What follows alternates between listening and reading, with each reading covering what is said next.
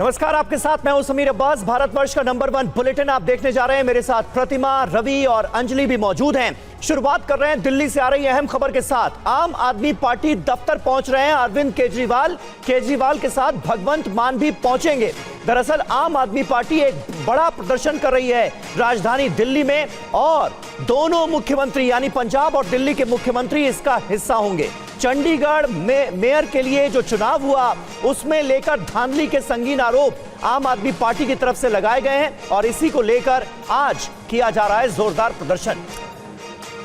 आपको तस्वीरें दिखाई, देखिए पंजाब के मुख्यमंत्री भगवंत मान और अरविंद केजरीवाल जो इस गाड़ी के अंदर बैठे हुए हैं, साफ तौर पर जो प्रदर्शन करने के लिए निकले हैं। जिस तरह से आम आदमी पार्टी का आरोप है कि बीजेपी ने मेयर चुनाव में धांधली की है और उसको लेकर के प्रदर्शन किया जा रहा है। हालांकि प्रदर्शन को इजाजत नहीं है, लेकिन देखिए दोनों राज्यों के जो मुख्यमंत्री हैं वो यहाँ पर ITO पहुँच चुके हैं। तस्वीरें हम आपको साफ तौर पर यहाँ पर दिखा रहे हैं किस तरीके से यहाँ पर प्रदर्शन की तैयारी है। और देखिए दोनों राज्यों के जो मुख्यमंत्री हैं वो आपको साफ तौर पर इस गाड़ी के अंदर नजर आएंगे। और हालांकि आगे बीजेपी का प्रदर्शन है, इसको देखते हुए जो पूरा रास्ता आगे का रोक दिया गया, लेकिन दोनों मुख्यमंत्री जो हैं अब वो जो प्रदर्शन स्थल है उसके करीब पहुंच चुके हैं।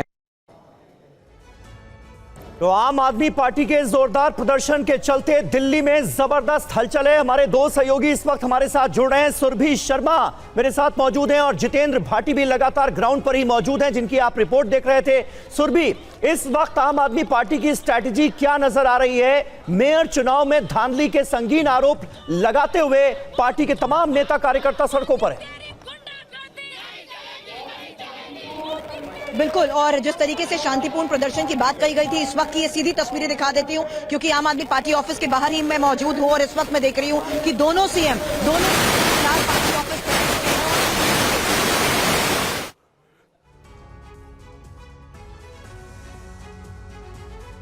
सुरभि की आवाज फिलहाल हम तक नहीं आ रही है, लेकिन सुरभि तस्वीरें दिखा रही थी। आम आदमी पार्टी के दफ्तर के ठीक बाहर सुरभि मौजूद हैं और वहां पर तमाम जो आम आदमी पार्टी के कार्यकर्ता हैं वो मौजूद हैं। साथ ही साथ भगवंत मान पंजाब के CM और अरविंद केजरीवाल भी वहां पर मौजूद हैं। जितेंद्र भाटी भी मुझे स्क्रीन पर नजर आ रहे हैं। जितेंद्र, क्या हो रहा है इस वक्त?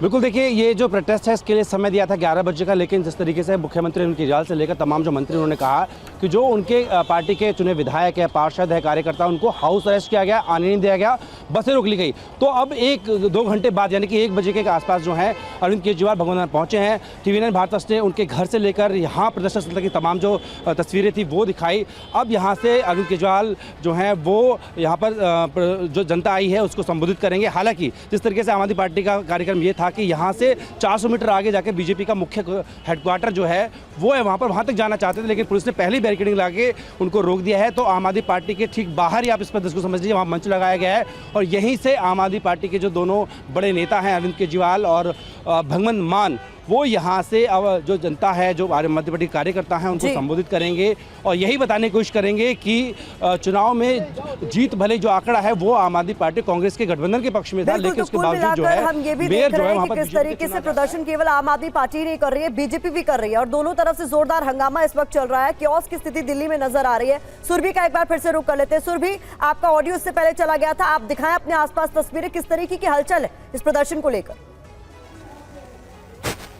बिल्कुल, और प्रतिमा, क्योंकि दोनों CM का काफिला यहाँ पर था इसलिए जैमर की समस्या को देखते हुए ये आवाज की थोड़ी दिक्कत आई थी। लेकिन इस बीच आपको ये बता दूं, आम आदमी पार्टी के ऑफिस के बाहर ही मैं यहाँ पर मौजूद हूँ, जहाँ पर अब से थोड़ी देर बाद एक मंच सजा हुआ है और उसी मंच से शांतिपूर्ण प्रदर्शन की इजाजत की मांग की गई थी। हालांकि इंपॉर्टेंट ये है कि ये आम आदमी पार्टी बार बार दोहरा रही है कि हम शांतिपूर्ण तरीके से प्रदर्शन करना चाहते हैं। यहाँ स्पीकर से लगातार ये कहा जा रहा है कि जितने भी कार्यकर्ता आए हैं जमीन पर बैठ जाए, हम किसी तरीके से प्रदर्शन को उग्र नहीं करने देना चाहते। लेकिन जिस तरीके से पुलिस व्यवस्था की गई है, जिस लेयर ऑफ सिक्योरिटी की तस्वीरें लगातार मैं आपको दिखा रही थी, क्योंकि ये बहुत इंपॉर्टेंट रूट है, दीनदयाल उपाध्याय का वो मार्ग है जहां आम आदमी पार्टी से ऑफिस से ही ये पूरा रूट आगे जाता है बीजेपी ऑफिस की तरफ। और जिस तरीके से यहाँ घेराव की रणनीति को देखते हुए पुलिस की तरफ से लगातार बैरिकेडिंग की गई है। इस बीच आपको मैं ये बता दूं कि बस इंतजार किया जा रहा था बस इंतजार किया जा रहा था दोनों मुख्यमंत्रियों के यहाँ पहुंचने का। हालांकि गोपाल राय यहाँ पर मौजूद है, आम आदमी पार्टी नेता संदीप पाठक यहाँ पर पहले से मौजूद है।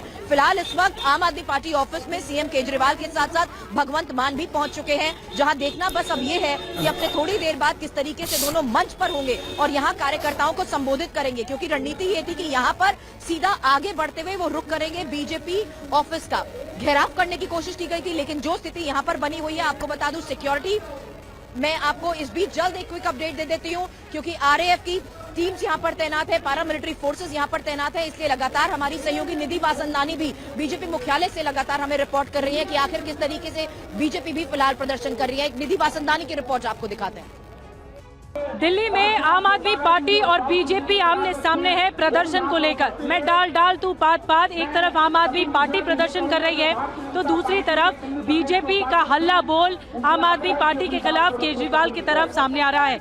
यहाँ पर बीजेपी प्रोटेस्ट कर रही है, इस तरह की तख्तियां लिखी हुई है, केजरीवाल दिल्ली को लूटना बंद करो, केजरीवाल हाय हाय के नारे लग रहे हैं। वीरेंद्र सचदेव जो कि बीजेपी दिल्ली के अध्यक्ष हैं वो आने वाले हैं, और ये भी कि रमेश बिधूड़ी या तमाम सांसद भी यहाँ का रुख कर सकते हैं। लेकिन कुल मिलाकर आम लोग इसलिए परेशान हैं क्योंकि ट्रैफिक बाधित हुआ है इस इलाके में, आईटीओ के इलाके में। हमारे साथ बीजेपी के कुछ लोग हैं, नेता हैं, और ये हमारे साथ दिल्ली नगर निगम से पार्षद हैं। आप क्या कहना चाहेंगे, जब लड़ाई चंडीगढ़ की है तो यहाँ क्यों प्रदर्शन हो रहा है? देखिए, ये दिल्ली में प्रदर्शन इसलिए आवश्यक है, ये वही केजरीवाल है, वो बीज है जिसने कहा था राजनीति में आते ही कि आरोप लगते ही नेता को इस्तीफा देना चाहिए। ये वही केजरीवाल है। आज उसके 2-3 मंत्री जेल में है, उसका सांसद जेल में है, वो उसका खुद जेल में जाने का नंबर है, लेकिन उसके अंदर कोई नैतिकता नहीं बची है। दिल्ली में क्यों प्रदर्शन करना है, चंडीगढ़ में क्यों नहीं? चंडीगढ़ में क्यों करें?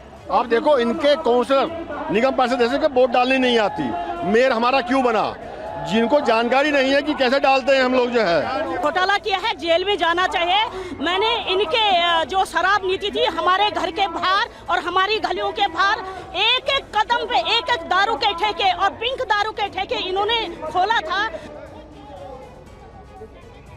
हालांकि अब जिस तरीके से आम आदमी पार्टी इसी सुरक्षा के घेराव को देखते हुए प्रदर्शन किस तरीके से कर पाएगी, इस पर हमारी नजर जरूर है। लेकिन इस बीच आम आदमी पार्टी नेता सौरभ भारद्वाज फिलहाल क्या कह रहे हैं, सुनते हैं। पर हाथ उठा के वोट गिनवा दीजिए। सारे पत्रकार साथी यहाँ पे बैठे, इनको भी ये रिकॉर्ड करना है, क्योंकि मीडिया में अभी तक पता ही नहीं चला है कि 14 से 20 बड़ा होता है। और कोई साथी अब हाथ नीचे कर लीजिए,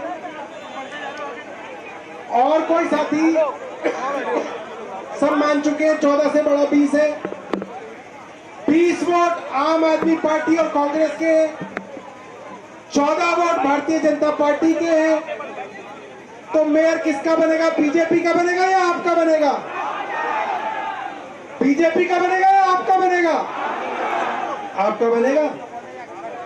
और भारतीय जनता पार्टी के प्रिसाइडिंग ऑफिसर ने कैमरे के सामने चोरी करी,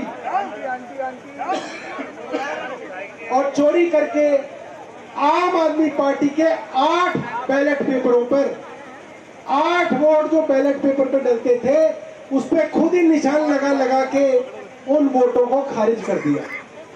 ये कैमरे पे सबके सामने, जितने सुप्रीम कोर्ट, हाई कोर्ट के अंदर जजेस हैं, सबने वीडियो देखी होगी मुझे लगता है।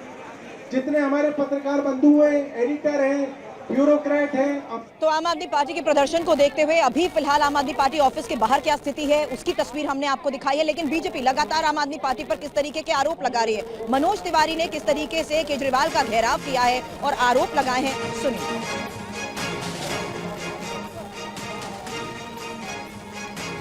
अरविंद केजरीवाल कह रहे हैं कि पहले तो हमारी वोट चुराए मेयर चुनाव में, और अब बड़े बड़े बैरिकेड्स लगा के हमारे नेताओं को रोका जा रहा है। बीजेपी डर गई है। देखिए, अरविंद केजरीवाल लगातार अपराध पे अपराध किए जा रहे हैं। अरविंद केजरीवाल के 2 साथी शराब घोटाले में जेल में हैं, मनीष सिसोदिया, सत्येंद्र जैन। सत्येंद्र जैन को भी मेडिकल आधार पे, स्वास्थ्य के आधार पे अस्पताल में रखा गया है। उसी केस में शराब घोटाले में अरविंद केजरीवाल की लिप्तता है, और जांच एजेंसियों ने इनको 1 सम्मन, 2 सम्मन, 3 सम्मन, 4 सम्मन और 5वां सम्मन उसको भी इन्होंने ठुकरा दिया। अब आपसे आपके चैनल के मार्फत पूछना चाहता हूं कि हमारी दिल्ली की जो भविष्य है, बच्चे हैं, उनको यही संदेश देना चाहते हैं अरविंद केजरीवाल कि कानून का मत पालन करें आप। हम कितने गर्व से कहते हैं कि we are law abiding person, लेकिन एक चुना हुआ मुख्यमंत्री कहता है कानून को मत मानो। ये कितना खतरनाक हो सकता है। दिल्ली के हालात क्या बने हुए हैं और बीजेपी मुख्यालय से भी किस तरीके से प्रदर्शन की तस्वीरें आ रही हैं, स्थिति क्या है, सीधे रुक करती हूँ मेरी सहयोगी निधि वासंदानी इस वक्त में जो ज्वाइन कर चुके हैं। ओवर टू यू निधि। बहन बांसुरी स्वराज जी बड़ी संख्या में आज दिल्ली प्रदेश भारतीय जनता पार्टी के सभी सम्मानित अगर आपको मेरी आवाज आ रही है तो संभव हो तो सीधी तस्वीरें जरा दिखाएं। अध्यक्ष आदरणीय श्री बिल्कुल। वीरेंद्र सिंह जी के सुरभि, मैं तस्वीरें दिखाना चाहूंगी। देखिए यहाँ पर बैरिकेडिंग जो हो रखी है, ये अभी बताया जा रहा है कि यहाँ पर सैकड़ों के तादाद में यहाँ पर कार्यकर्ता हैं। हो सकता है, आशंका ये भी है कि बैरिकेडिंग तोड़कर आगे बढ़ जाएं, लेकिन ये बहुत अशोभनीय हालात होंगे। फिलहाल बहुत सारे कार्यकर्ता और बड़े नेता जो वीरेंद्र सचदेव है, बीजेपी प्रदेश अध्यक्ष, दिल्ली बीजेपी प्रदेश अध्यक्ष, वो पहुंच चुके हैं और नेता पहुंच रहे हैं। इसके अलावा सांसदों को भी बुलाया गया है बड़ी तादाद में। मैं आपको दिखाना चाहूंगी, यहाँ पे देखिए कितने ज्यादा कार्यकर्ता एक साथ हैं और केजरीवाल के खिलाफ ये तख्तियां सामने हैं। केजरीवाल हाय हाय के नारे तो लग रहे हैं, लेकिन साथ में केजरीवाल भ्रष्टाचारी हैं और उनकी गिरफ्तारी होनी चाहिए, ये बीजेपी पुरजोर तरीके से कह रही है। कुछ लोगों से हमारी बातचीत हुई थी, लेकिन अभी क्या मांग है आपकी, क्या आगे बढ़ा जाए? हमारी मांग ये है कि केजरीवाल पीढ़ी के आगे पेश हो और जो कानून की बात है उसको पूरा करें। अभी आगे क्या करेंगे आप लोग? अभी हमने ये बैरियर तोड़ेंगे, तोड़ेंगे सारे के सारे तोड़ने आज पूरी दिल्ली की भारतीय। तोड़ना क्यों है बैरियर? बैरियर तोड़ना क्यों है? पुलिस ने बैरियर लगा रखे, तो ये क्यों करना? ये हमारा केजरीवाल के खिलाफ रोष प्रदर्शन है। सीएम साहब जो ईडी के खिलाफ जा रहे हैं, कानून व्यवस्था को खराब कर रहे हैं, उसके खिलाफ प्रदर्शन करने आए। इतनी बड़ी संख्या में आए हूँ, हमारे प्रदेश अध्यक्ष आए हुए हैं। गिरफ्तारी हो जाएगी फिर क्या करेंगे? हम गिरफ्तार होने को तैयार हैं। गिरफ्तार होने को तैयार है हम। केजरीवाल को जेल जाना पड़ेगा, चाहे उससे पहले हमें जाना पड़े, लेकिन हम केजरीवाल को जेल भेज के छोड़ेंगे। तो मांग क्या है? पुलिस नहीं भी जाने देगी तो बैरिकेड तोड़ के जाएंगे, लेकिन आज उसको गिरफ्तार करा के छोड़ेंगे, क्योंकि जो उनने भ्रष्टाचार करा है वो किसी से छुपा हुआ नहीं है। दवाओं तक में घोटाला करके ये लड़ाई चंडीगढ़ मेयर चुनाव से शुरू हुई, तो चंडीगढ़ में क्यों नहीं प्रदर्शन हो रहा है? दिल्ली को क्यों बाधित किया जा रहा है? इसमें चंडीगढ़ का तो सवाल ही नहीं है। चंडीगढ़ में कोई गलत काम नहीं हुआ। गलत काम तो यहाँ लेकर अभी भी उठाए जा रहे हैं। निधि, मैं जल्द आपके पास वापस लौटती हूँ। जीत भाटी इस वक्त मेरे सहयोगी हमें ज्वाइन कर चुके हैं। जीत लगातार सीएम हाउस से देख रहे थे कि आखिर किस तरीके से हलचल वहां भी देखने को मिली, और भगवंत मान के साथ साथ अरविंद केजरीवाल जिस तरीके से इस वक्त आम आदमी पार्टी ऑफिस पहुंच चुके हैं। जीत, आप भी सीधी तस्वीरें दिखाएं, क्योंकि मंच से यहाँ बड़े ऐलान की भी संभावना है।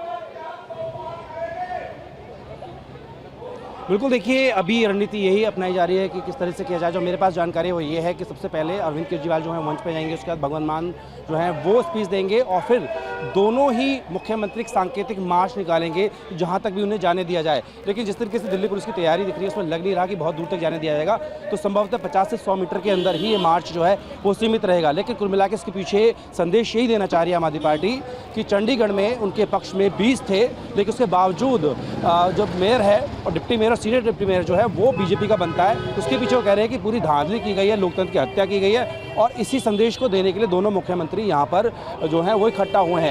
जी ठीक, तो सुरभि इस वक्त बता रही है और बड़ी जानकारी दे रही है कि भगवंत मान और अरविंद केजरीवाल बाहर से मार्च निकालेंगे। तस्वीरें बड़ी आने वाली है इस वक्त ग्राउंड से। एक नजर इस वक्त है TV9 भारतवर्ष की, हर अपडेट इस वक्त ग्राउंड जीरो से हम दे रहे हैं। अब बाकी खबरों के लिए बैक टू द स्टूडियो। और अब बात करते हैं आज की एक और बड़ी खबर की। ज्ञानवापी में पूजा के बाद आज पहला जुमे की नमाज के लिए ज्ञानवापी में भारी भीड़। मौके पर भारी सुरक्षा बल तैनात कर दिया गया है। इस स्थिति को देखते हुए तो आज ज्ञानवापी में पूजा और आरती का दूसरा दिन है, लेकिन आज जुमे की नमाज भी है, तो ऐसे में सुरक्षा के जबरदस्त इंतजाम किए गए हैं ज्ञानवापी और अलग अलग वाराणसी के इलाकों में, क्योंकि यहां आज वाराणसी बंद का भी आह्वान किया गया है। क्यों वापस जाया जा रहा है? उधर नमाज के स्थान पे काफ़ी लोग पहुंच चुके हैं, वहाँ भर गया, इसलिए इनको समझा के बताया जा रहा है कि अपने आसपास की मस्जिदों में नमाज है। पुलिस की तरफ से क्या मैसेज दिया जाए? अरे मैडम तो अकेले कर लेते, जो उनके मुफ्ती साहब का मैसेज है वही मैसेज है कि शांति व्यवस्था बरते, सहयोग करें और आसपास की मस्जिदों में नमाज पढ़ें। आप लोग भी अनाउंस वही बात, उनकी बात ही हम लोग दोहरा रहे हैं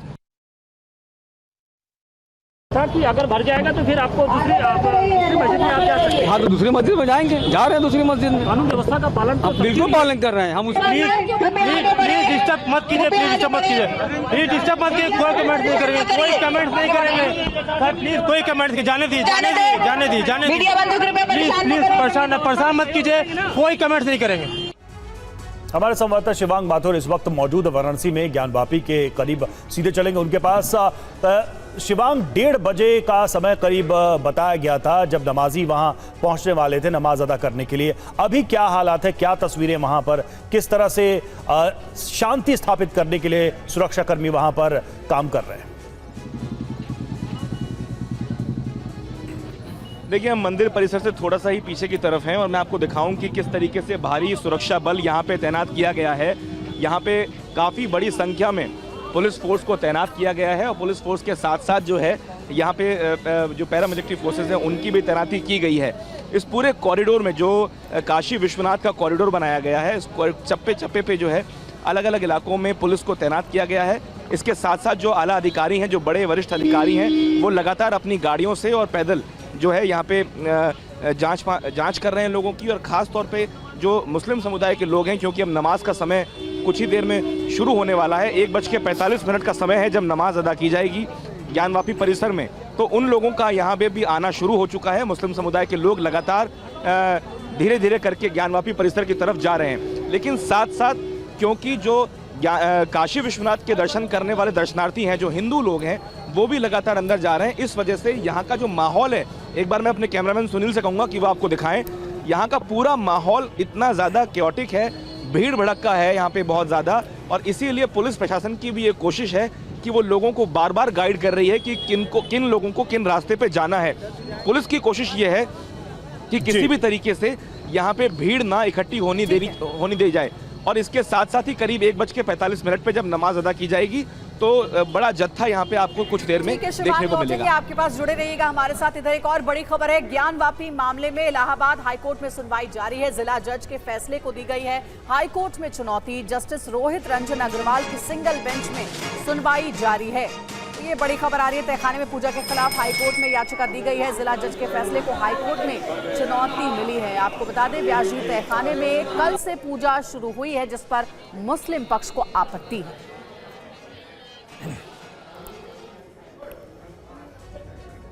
और ज्ञानवापी के तहखाने में पूजा से मुस्लिम पक्ष नाराज है। अंजुमन इंतजामिया कमेटी ने इसे लेकर बंद का ऐलान भी किया है। कमेटी ने आज वाराणसी बंद की कॉल दी थी। वाराणसी में आज दुकानें बंद करने की अपील भी की गई है। साथ ही साथ मुस्लिम पक्ष ने जिला जज के फैसले को चुनौती देते हुए हाई कोर्ट का भी रुख किया है। वहां पर आज ही सुनवाई हो रही है। अंजुमन इंतजामिया मसाजिद कमेटी ने आज वाराणसी बंद की अपील की है, जिसमें दुकानों को बंद रखने को कहा गया है। बंद के ऐलान के मद्देनजर आज वाराणसी की सड़कों पर भारी पुलिस बल देखने को मिला। वहीं जिला कोर्ट के आदेश के बाद ज्ञानवापी के व्यास जी तहखाने में पूजा शुरू हो चुकी है। आज पूजा के दूसरे दिन सुबह 3:30 बजे व्यास जी तहखाने में मंगला आरती हुई। काशी विश्वनाथ मंदिर ने तो एक दिन पहले ही यहाँ 5 बार आरती का शेड्यूल भी तैयार कर लिया है। सुबह पूजा के बाद से ही ज्ञानवापी में दर्शन के लिए भारी संख्या में श्रद्धालु पहुंचने लगे। फिलहाल आम श्रद्धालुओं को तहखाने वाले हिस्से में नहीं जाने दिया जा रहा। श्रद्धालुओं को तहखाने के गेट के बाहर ही बारी बारी से दर्शन कराए जा रहे हैं। वहीं ज्ञानवापी में पूजा शुरू होने के बाद आज पहले जुमे की नमाज भी है। जुमे की नमाज के लिए भारी भीड़ का अनुमान है। इसकी वजह से सुबह से ही पूरे इलाके में कड़ी सुरक्षा व्यवस्था की गई है। और आरती को लेकर काशी विश्वनाथ मंदिर ने गुरुवार से 5 समय विधिवत पूजा का पूरा शेड्यूल भी तैयार कर लिया है। अंजुमन इंतजामिया कमेटी के बंद के ऐलान के बाद वाराणसी में इसका कितना असर दिखाई दे रहा है, इस रिपोर्ट में जानिए। इस वक्त मौजूद है बनारस में नई सड़क पर, और ये लंगड़ा हाफिज मस्जिद है जो नई सड़क पे मौजूद है। सबसे पहले मैं आपको दिखाऊं कि इस मस्जिद के नीचे जितनी भी दुकानें हैं, ये तमाम मुस्लिम बहुल इलाका है और ये तमाम दुकानें मुस्लिम समुदाय के लोगों की हैं। क्योंकि बंद का कॉल दिया गया है, इसीलिए इस इलाके की तमाम दुकानों को आज दुकानदारों ने बंद रखने का ऐलान किया है। ये तमाम दुकानें बंद हैं। आमतौर पे इस समय तक बाजार पूरा खुल जाता है, लेकिन अभी बाजार पूरा बंद है। आप देख सकते हैं दुकानों पे इस वक्त ताले लगे हुए हैं और दुकानदार अपनी दुकानों के बाहर खड़े हुए जरूर नजर आ रहे हैं, लेकिन दुकानें कुल मिला के अभी तक बंद हैं। कुछ लोग यहाँ पे अखबार पढ़ और सीधे चलते हैं दिल्ली, जहां पर भगवंत मान इस वक्त क्या कह रहा है, ये सुनते हैं। किसी के बाप की जागीर नहीं है, ये 140 करोड़ लोगों का देश है। ये आज वाला जो फंक्शन है समागम में होना नहीं चाहिए था, इसकी जरूरत नहीं पड़नी चाहिए थी अगर भाजपा की नीयत साफ होती। आपने देखा 30 जनवरी को 2 दिन पहले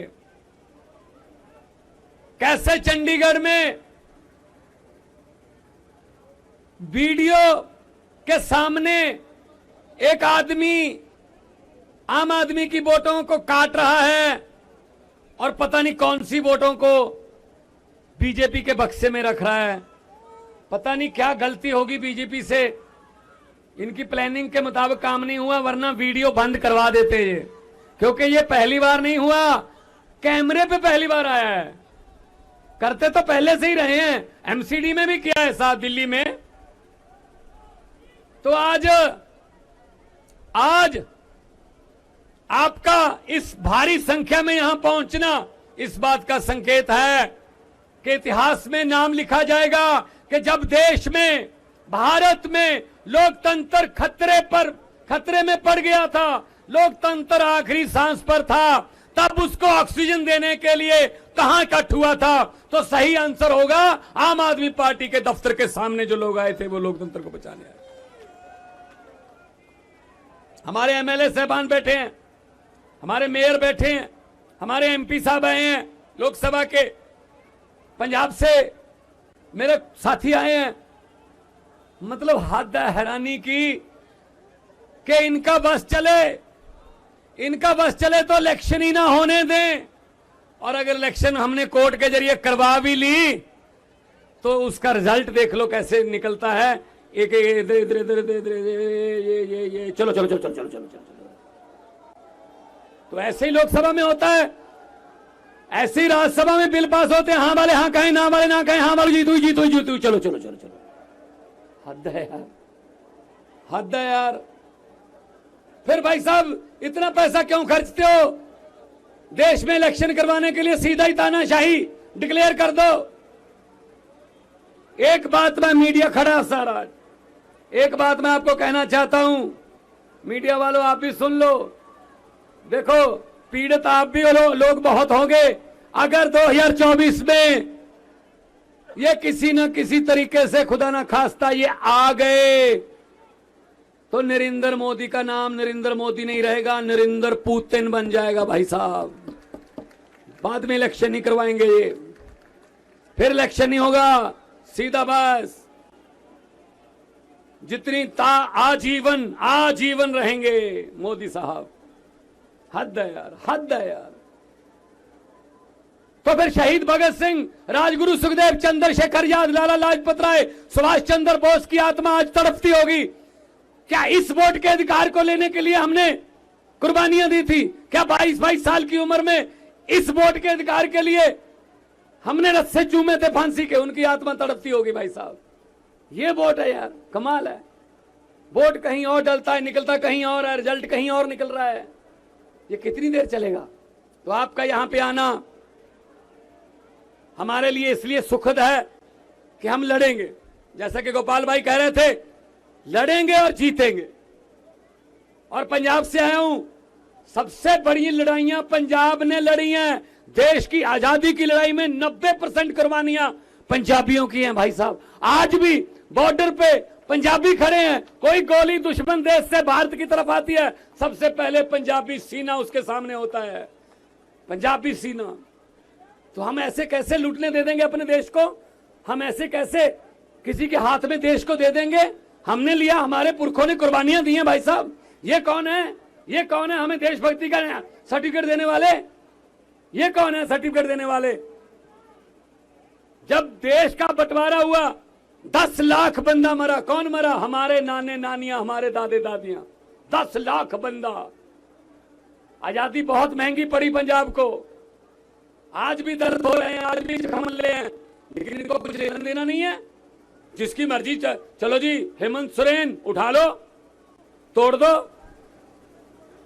चलो जी, एकनाथ शिंदे बना दो, राज्यपाल को सुबह 4 बजे जगाओ, ओथ कराओ, ओथ कराओ। चलो जी, मैं ओथ लेता हूं, शपथ लेता हूं, मैं किसी को नहीं बताऊंगा नहीं मैं वो। चलो जी, शुक्र है। ये चल रहा देश में। गवर्नर हमें तंग कर रहे हैं, ममता दीदी को गवर्नर तंग कर रहे हैं, पंजाब में गवर्नर तंग कर रहे हैं। बात बात पे कह देते हैं ये लीगल नहीं है, ये लीगल है। ये चुनी हुई सरकार है भाई। इलेक्टेड राज करेंगे या सिलेक्टेड राज करेंगे? लोकतंत्र में इलेक्टेड राज करते हैं, सिलेक्टेड नहीं करते। इन्होंने सिलेक्टेड की आदत डाल दी है। तो मैं ये कहना चाहता हूं, मैं आपको ये कहना चाहता हूं कि भगत सिंह, राजगुरु, सुखदेव के वारिस बनेंगे। और इस बीच एक बहुत बड़ी खबर आ रही है। ज्ञानवापी के तहखाने में पूजा जारी रहेगी। हाईकोर्ट का भी पूजा पर रोक से इनकार। हाईकोर्ट से मुस्लिम पक्ष को राहत नहीं मिली है। अब 6 फरवरी को सुनवाई, तब तक रोक नहीं। देखिए, मुस्लिम पक्ष की ओर से याचिका दी गई थी। अब खबर जो आ रही है वो ये है कि मुस्लिम पक्ष को फिलहाल राहत नहीं है, क्योंकि 6 फरवरी तक पूजा व्यास जी तहखाने में होती रहेगी, जैसे पहले आदेश के मुताबिक हो रही थी। अब अगली सुनवाई 6 फरवरी को होगी, तब तक कोई रोक नहीं। तो देखिए, इस वक्त की बड़ी खबर आपको बता दें, ज्ञानवापी तहखाने में यानी व्यास जी के तहखाने में पूजा अर्चना का सिलसिला जो 31 सालों के बाद शुरू हुआ है वो जारी रहेगा। ये इलाहाबाद हाईकोर्ट ने साफ कर दिया है अपने इस फैसले के जरिए। अभी फिलहाल पूजा पर रोक से इनकार कर दिया है इलाहाबाद हाईकोर्ट ने। अब 6 फरवरी को इस मामले की सुनवाई होगी, यानी तब तक इसी तरह से पूजा अर्चना का सिलसिला ज्ञानवापी में व्यास जी के तहखाने के अंदर जारी रहेगा। ये तस्वीरें आपको दिखा रहे हैं। रोज 5 बार आरती हो रही है, यहां पर पूजा अर्चना का सिलसिला जारी है और दर्शनार्थी भारी संख्या में दर्शन के लिए भी पहुंच रहे हैं। मुस्लिम पक्ष ये उम्मीद कर रहा था कि इलाहाबाद हाईकोर्ट से उन्हें राहत मिलेगी, लेकिन ऐसा हुआ नहीं है। पंकज झा का रुख सीधे करते हैं। पंकज, ये बहुत बड़ा फैसला माना जा सकता है और बड़ा झटका माना जा सकता है मुस्लिम पक्ष के लिए, जो ये चाह रहा था कि पूजा पर इलाहाबाद हाईकोर्ट फिलहाल रोक लगा दे। जी हाँ, ये मुस्लिम पक्ष के लिए बहुत बड़ा झटका है। करीब 1.25 घंटे तक जस्टिस रोहित रंजन शुक्ला, जो इलाहाबाद हाईकोर्ट के जस्टिस हैं, उनके यहाँ दोनों पक्ष की तरफ से बहस हुई। सबसे पहले मुस्लिम पक्ष ने अपनी आपत्ति रखी कि किस तरीके से वहां पूजा पाठ शुरू हो गया है ज्ञानवापी परिसर में व्यास जी के तहखाने में। उसके बाद एडवोकेट जनरल जो है यूपी सरकार के, उन्होंने अपना पक्ष रखा और सबसे आखिर में विष्णु शंकर जैन, जो हिंदू पक्ष की तरफ से हैं, जिन्होंने कैबिनेट दाखिल किया था कि बिना उनको सुने फैसला नहीं दिया जाए, उनकी तरफ से सुना गया। इसमें सबसे बड़ा जो तर्क जो मुस्लिम पक्ष के लिए भारी पड़ गया, वो आपको बताएं कि जो पिटीशन दिया गया था जिसमें ये कहा गया था हिंदू पक्ष की तरफ से, सबसे पहले वो 17 जनवरी को फैसला आया था कि व्यास जी का जो तहखाना है उसका रिसीवर जो है वो वहां वाराणसी के डीएम को नियुक्त कर दिया जाए। तब मुस्लिम पक्ष ने इसका विरोध नहीं किया और 17 जनवरी को फैसला सुना दिया गया। 24 जनवरी को वहां के डीएम उसके रिसीवर भी बन गए। तो हाईकोर्ट की तरफ से कहा गया कि उस वक्त आपने विरोध जताया होता, क्योंकि दोनों पिटीशन एक साथ जुड़ी हुई थी और दोनों को अलग करके नहीं देखा जा सकता। और कोर्ट ने कहा कि तब तक यथास्थिति बनाई रखी जाए, यानी और एडवोकेट जनरल ने कहा कि हम वहां पे किसी तरीके का निर्माण नहीं होने देंगे। जैसा हाईकोर्ट ने कहा, अगली तारीख जो तय कर दी गई है वो 6 फरवरी को इस मामले में अगली सुनवाई होगी। पंकज, ये बात भी कही जा रही थी मुस्लिम पक्ष की तरफ से कि यहां पर पूजा कभी हुई ही नहीं। मतलब दावा यह किया जा रहा था कि 1993 से पहले भी यहां पर पूजा नहीं होती थी। मैं आपसे जानना चाह रहा था कि यह तर्क क्या अदालत में भी दिया गया है? मैं आता हूं आपके पास, लेकिन उससे पहले यह अहम खबर, ज्ञानवापी पर मुस्लिम पक्ष से हाईकोर्ट ने पूछा, डीएम जब रिसीवर बने तो विरोध क्यों नहीं किया गया? यह इलाहाबाद हाईकोर्ट की बहुत महत्वपूर्ण टिप्पणी, बहुत महत्वपूर्ण सवाल। ज्ञानवापी पर मुस्लिम पक्ष से हाईकोर्ट ने यह पूछा कि डीएम जब रिसीवर बन रहे थे तो उस वक्त विरोध क्यों नहीं किया गया? पंकज, मेरे सवाल का जवाब अगर आप दे सकें तो क्या मुस्लिम पक्ष की तरफ से अदालत के अंदर भी यह कहा गया क्या कि 1993 से पहले भी यहां पर पूजा नहीं हुई थी, अब शुरू की गई है पूजा।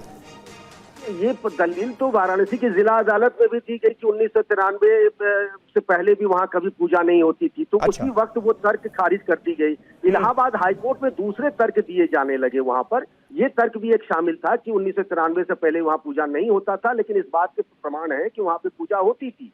लेकिन सबसे बड़ा जो तर्क उनके विरोध में चला गया, उनके खिलाफ चला गया, ये डीएम को रिसीवर तैनात किए जाने, नियुक्त किए जाने वाला जो मामला था, वो उनके पक्ष में उनके खिलाफ चला गया, क्योंकि उसी पिटीशन में दो चीजें थी, ये वाला भी मामला था और पूजा कराने का वही मामला था। जी पंकज जी, ये 6 फरवरी का दिन इसलिए भी बेहद महत्वपूर्ण माना जा रहा है क्योंकि वाराणसी की जिला अदालत पे एएसआई की सर्वे रिपोर्ट पर भी उसी दिन सुनवाई होनी है। इस बीच बड़ी खबर, हाईकोर्ट का यूपी सरकार को निर्देश भी इस बीच सामने आ गया है। कानून व्यवस्था बरकरार रहे, ये भी हाईकोर्ट ने सुनिश्चित करने को कहा है यूपी सरकार को।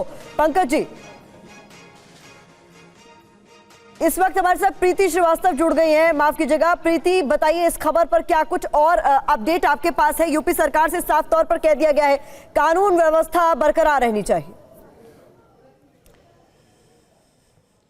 देखिए, यहाँ पर जो सुनवाई चल रही थी, सुनवाई में जो अगली जो डेट दी गई है वो 6 फरवरी को दी गई है। और जो दूसरा जो अहम यहाँ पर फैसला दिया गया वो ये है कि यूपी की कानून व्यवस्था को लेकर ये कहा गया है कि महाधिवक्ता बताएं कि यूपी की कानून व्यवस्था अभी कैसी है और यूपी की कानून व्यवस्था पर नज़र बनाए रखें। यानी कि यूपी की कानून व्यवस्था को लेकर भी हाईकोर्ट ने सख्त जो निर्देश है वो यूपी सरकार को दिए हैं और उन्होंने कहा है कि किस तरीके से यूपी की कानून व्यवस्था को सही ढंग से सुचारू रूप से चलाना है, उस पर नजर बना के रखें और उसको लेकर जो दिशा निर्देश है वो भी यहाँ पर लागू किए गए हैं कि यूपी सरकार किस तरीके से उत्तर प्रदेश की यूपी की जो कानून व्यवस्था है उसको किस तरीके से बनाकर रखेगी। हालांकि आज मैं बताऊं कि जिस तरीके से यहाँ पर तहखाने को लेकर की जो मुस्लिम पक्ष ने आपत्ति जताई थी कि वहाँ पे पूजा नहीं होनी चाहिए, उसको लेकर आपत्ति जताई थी। 1993 की भी बात यहाँ पर की गई थी कि 93 से पहले यहाँ पर जो पूजा होती रही है, लेकिन मुस्लिम पक्ष ने कहा कि यहाँ पर किसी तरीके की जो पूजा है वो नहीं होती थी। हालांकि 6 फरवरी जो है वो अगली डेट दी गई है। अब अगली 6 फरवरी जो है वो इसलिए भी अहम हो जाती है कि उसी दिन ज्ञानवापी की जो सर्वे रिपोर्ट है उसकी भी सुनवाई 6 फरवरी को ही होनी है। हालांकि 2 चीज़ें जो अहम जो हाईकोर्ट में अंदर जो कही गई थी वो यही है कि अगली जो सुनवाई है वो 6 तारीख को की जाएगी और कानून व्यवस्था को लेकर कोर्ट ने पूरा महाधिवक्ता को आदेश दिया। महत्वपूर्ण बात आप भी कह रही हैं। इस बीच एक बार फिर से पंकज आपका मैं रुक करना चाहूंगी। ये बताइए कि 6 फरवरी, जैसा कि मैं आपसे पूछ रही थी कि 6 फरवरी का दिन इसलिए भी महत्वपूर्ण हो जाता है क्योंकि उस दिन एएसआई की सर्वे रिपोर्ट पर भी सुनवाई होनी है जिला जज की जिला अदालत में।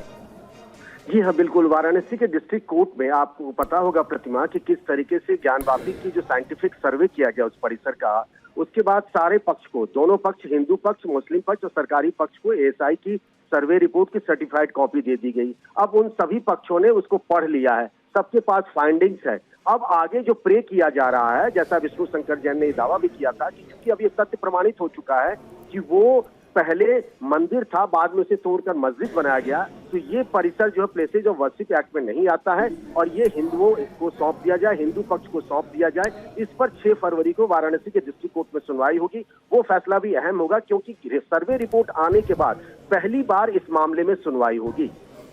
अच्छा पंकज, ये बताइए कि क्या प्लेसेस ऑफ वर्शिप एक्ट जिसका आप अभी जिक्र कर रहे थे, मुस्लिम पक्ष की तरफ से ये दलील भी आज इलाहाबाद हाईकोर्ट में दी गई क्या कि एक तरफ प्लेसेस ऑफ वर्शिप एक्ट है? अरविंद केजरीवाल दिल्ली के मुख्यमंत्री, उनका संबोधन शुरू हो गया, जरा सुन लेते हैं। तो छोटा सा चुनाव था, 10 बाई 10 किलोमीटर का एक छोटा सा शहर है, मेयर का चुनाव था, लेकिन दुनिया की सबसे बड़ी पार्टी चंडीगढ़ के चुनाव में वोटों की चोरी करते हुए पकड़ी गई, रंगे हाथों पकड़ी गई।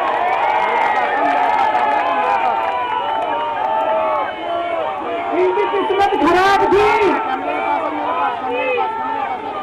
इनकी किस्मत खराब थी।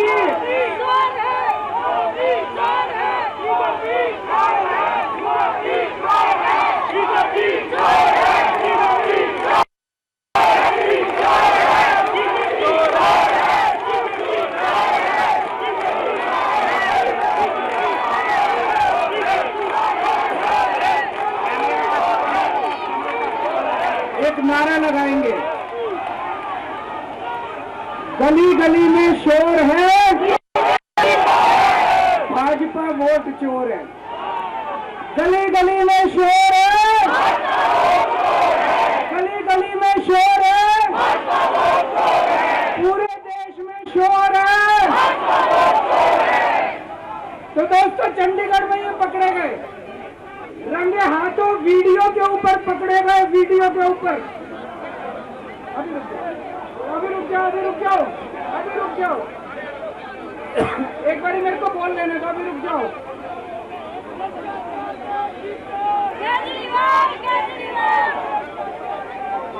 दोस्तों,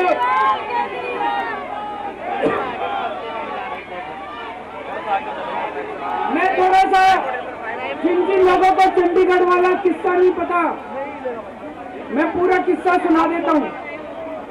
चंडीगढ़ में मेयर का चुनाव होना था, जैसे दिल्ली में मेयर का चुनाव होता है। चंडीगढ़ में जो चुने हुए काउंसलर हैं, वो काउंसलर वोट डालते हैं और अपने मेयर को चुनते हैं। चंडीगढ़ में 36 मेयर हैं, 36 काउंसलर हैं। 36 में से 16 काउंसलर बीजेपी के, 20 काउंसलर इंडिया गठबंधन के। तो जाहिर तौर पे इंडिया गठबंधन का मेयर डिप्टी मेयर बनना था, इसमें कोई बहुत बड़ी बात थोड़ी नहीं। लेकिन इन्होंने बदमाशी क्या करी, जो चुनाव अधिकारी है, चुनाव करने वाला प्रिसाइडिंग ऑफिसर है, वो इन्होंने बीजेपी के एक कार्यकर्ता को बना दिया। अब बीजेपी का कार्यकर्ता वहां बदमाशी नहीं करेगा तो और क्या करेगा। उस बीजेपी के कार्यकर्ता ने वोट तो डलवाई, लेकिन जब काउंटिंग करने बैठा तो ये प्रैक्टिस है कि भाई सारी पार्टियों के जो एजेंट है वो सामने आके बैठते हैं और हर वोट देखा जाता है। उसने एक भी काउंटिंग एजेंट को अपने सामने नहीं बैठने दिया, सबको भगा दिया, सबको भगा दिया उसने, और उसने खुद ही काउंटिंग करी। और काउंटिंग करते टाइम उसने इंडिया गठबंधन के 8 वोट उसमें गलत सलत निशान लगा के उनको इनवैलिड कर दिया। तो हमारे 20 वोट थे, 20 में से 8 इनवैलिड कर दिए, 12 वोट पड़े हमारे और उनके कहकर 16 वोट पड़े, सारे हमारे इनवैलिड हो गए। जैसे केवल हमारे वालों को ही वोट पे निशान लगाने नहीं आते, उनके वालों को आता है। अंदर से एक कर्मचारी ने हमें बताया है कि उनके भी 16 वोट नहीं पड़े थे, उनके 13। तो दिल्ली के मुख्यमंत्री अरविंद केजरीवाल को आप सुन रहे थे। धांधली नहीं होती तो इंडिया गठबंधन का मेयर होता, ये कहा है केजरीवाल ने। बीजेपी का मेयर बन गया, उनकी किस्मत खराब थी, वहां चारों तरफ कैमरे लगे पड़े थे। उस कैमरे में वो चुनाव अधिकारी इंडिया गठबंधन के वोटों के ऊपर कांटे मारता हुआ, निशान लगाता हुआ उसके अंदर कैप्चर हो गया, उसके अंदर दिखाई दे रहा है। और ये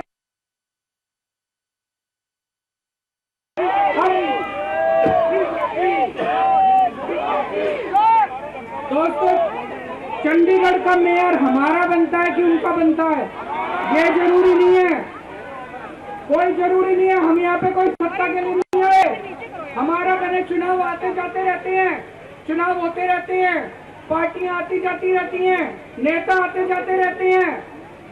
नेता आज ये, कल ये, आज ये पार्टी, कल ये पार्टी, आज इसका मेयर, कल इसका मेयर। देश के साथ खिलवाड़ नहीं होना चाहिए, हमारे जनतंत्र के साथ खिलवाड़ नहीं होना चाहिए। इन्होंने जो चुनाव के साथ खिलवाड़ करना शुरू किया है, इन्होंने जो जनतंत्र के साथ खिलवाड़ कैमरे के अंदर पकड़े गए, अगर ये चंडीगढ़ जैसे छोटे से चुनाव में इतनी बड़ी गड़बड़ कर सकते हैं, तो जाहिर है लोकसभा के और विधानसभा के चुनाव में तो पता नहीं कितनी बड़ी गड़बड़ करते हैं, है कि नहीं है। पूरे देश के सामने आ गया किस तरह से गड़बड़ करते हैं। इनके लिए देश जरूरी नहीं है, इनके लिए जनतंत्र जरूरी नहीं है, केवल और केवल सत्ता के लिए ये किसी भी हद तक जा सकते हैं। सत्ता के लिए देश को भी बेच सकते हैं, सत्ता के लिए देश को भी दांव पे लगा सकते हैं। दोस्तों, हम ये कभी नहीं होने देंगे। अपने देश के साथ खिलवाड़ किसी हालत में नहीं होने देंगे, अपने जनतंत्र के साथ खिलवाड़ किसी हालत में नहीं होने देंगे। आज पूरे दिल्ली से, हरियाणा से, पंजाब से इतनी जनता आ रही थी यहाँ पे प्रदर्शन करने के लिए, सबको रोक दिया इन्होंने, पूरी दिल्ली को छावनी बना रखा है। क्यों भाई? क्यों भाई? आप जनता को कैसे आने से रोक सकते हो? कोई हिंसा करने के लिए थोड़ी आ रहे थे। हमारी आंदोलन से निकली हुई पार्टी है, बड़े बड़े आंदोलन किए हैं। आपको क्या लगता है जनता को ऐसे रोक दोगे तो जनता की आवाज बंद हो जाएगी? और जनता की आवाज बुलंद होगी। जितना जनता को रोकने की कोशिश करोगे, जनता की आवाज और उतनी बुलंद होगी। कैसे खबर आ रही है, हमारे एमएलए को जेल में डाल दिया, हमारे काउंसिलर को जेल में डाल दिया, हमारे वॉलंटियर्स को जेल में डाल दिया, जो जनता आ रही थी उनको जेल में डाल दिया। ये तो कोई ठीक बात नहीं, ये तो गलत बात है। तो दोस्तों, हम इसकी कड़ी निंदा करते हैं और आज इस मंच से मैं देश के लोगों को आगाह करना चाहता हूं कि जो आप वोट डाल के आते हो, आप तो सोचते हो मैंने इसको वोट डाला, लेकिन उसके बाद आपके वोट का क्या होता है? कुछ नहीं। मशीन के अंदर आप बटन किसी का दबाते हो, वोट किसी के खाते में जाता है, किसी का भी नाम वोटर लिस्ट से काट दिया जाता है। वो दोस्तों, अगर जनतंत्र खतरे में पड़ जाएगा तो फिर ये वोट का, इलेक्शन का कोई मतलब नहीं रह जाएगा। इसलिए हम सबको मिलकर इसके खिलाफ आवाज उठानी है। किसी भी हालत में हमें जनतंत्र को मरने नहीं देना, देश के साथ खिलवाड़ नहीं होने देना। अब हम शांतिपूर्वक तरीके से, कोई गड़बड़ नहीं करनी, शांतिपूर्वक तरीके से बीजेपी के हेडक्वार्टर की तरफ चलेंगे। जहां पुलिस रोकेगी वहीं रुक जाएंगे। हमें पुलिस के साथ झगड़ा नहीं करना है, किसी के साथ कोई झगड़ा नहीं करना। भारत माता की। अब हम यहीं से, तो अरविंद केजरीवाल को आप सुन रहे थे। इस वक्त जो आम आदमी पार्टी का प्रदर्शन चल रहा है, थोड़ी देर पहले भगवंत मान मंच पर थे और अब अरविंद केजरीवाल ने कहा है कि हम लोकतंत्र की ये लड़ाई जारी रखेंगे। तो देखिए किस तरीके से मार्च शुरू होते ही यहाँ पर अब हालात बिगड़ते जा रहे हैं, क्योंकि स्थिति को देखते हुए इससे निपटना भी अब चुनौती बन गई है। मैं आपको बता दूं, इसी वक्त मैंने देखा किस तरीके से जैसे ही भगवंत मान और अरविंद केजरीवाल ने इस मार्च की शुरुआत की, ये धक्का मुक्की शुरू हो गई। ये देखिए इस वक्त की स्थिति, जहाँ यहाँ से लाइव रिपोर्ट करना भी इस वक्त इसलिए मुश्किल हो चुका है क्योंकि जो तैयारी यहाँ पर सिक्योरिटी की गई थी उसी को भेदना मुश्किल किया जा चुका है। ये आपको इस बीच में बता दूं कि यहाँ पर अरविंद केजरीवाल और भगवंत मान ने जिस तरीके से इस मार्च का ऐलान किया, उन्हें आगे जाने से रोक दिया गया। और उसी के बाद की ये तस्वीर इस वक्त आप TV9 भारतवर्ष पर देख रहे हैं, जहां इस मार्च का ऐलान करते ही लगातार नारेबाजी होती रही। और अब देखिए किस तरीके से फिलहाल गाड़ियों का काफिला यहाँ से गुजरता हुआ नजर आ रहा है। हालांकि लगातार नारेबाजी के बीच कोशिश ये की जा रही थी कि किसी तरीके से बैरिकेडिंग को पार करते हुए मार्च को आगे ले जाया जा सके। लेकिन अब देखिए, मैं इस मार्च में ही लोगों के बीच जाने की ये कोशिश करती हूँ, लेकिन उससे पहले गाड़ियों का ये काफिला यहाँ से निकल रहा है, जिसमें अभी फिलहाल देखिए हालात इसलिए मुश्किल हो गए हैं क्योंकि लेयर वाइज जो सिक्योरिटी बढ़ाई गई थी उसको भेद पाना मुश्किल हो चुका है। हालांकि ये देखिए अशोक जी, अगर संभव हो तो आगे आए। हम अब आगे बढ़ रहे हैं इसी मार्च में, ये देखते हुए कि कैसे यहाँ पर सिक्योरिटी के इंतजाम किए गए। और वो देखिए ऊपर गाड़ी पर खड़े होकर पुलिस की तरफ से लगातार अनाउंसमेंट भी की जा रही है। क्या हुआ, क्या आगे नहीं जाने दे रहे? अंदर हमारे को उससे आगे बैरिक से नहीं जाने दे रहे हैं और तानाशाही कर रहे हैं। आपको पता ही है, देख रहे हैं आप शुरू से। एक तरफ तो चोरी करते हैं, दूसरी तरफ सीना चोरी करते हैं। 20 और 16 कितना बड़ा आंकड़ा है, फिर भी इनको पढ़े लिखे लोगों कहते हैं हमारे पास डिग्रियां हैं। आप देख रहे हैं क्या हुआ। 30 तारीख को जो भी हुआ वो हमारे देश के सामने है। बिल्कुल आज के दिन हम काला दिवस के रूप में मनाना चाहेंगे। काला दिवस के रूप में इसे मनाने की कोशिश कर रहे हैं। और निधि भी मेरी सहयोगी लगातार बता रही है कि क्या हालात यहाँ पर बने हुए हैं। हम इसी बड़ी खबर पर की सरकार चल रही है, लोकतंत्र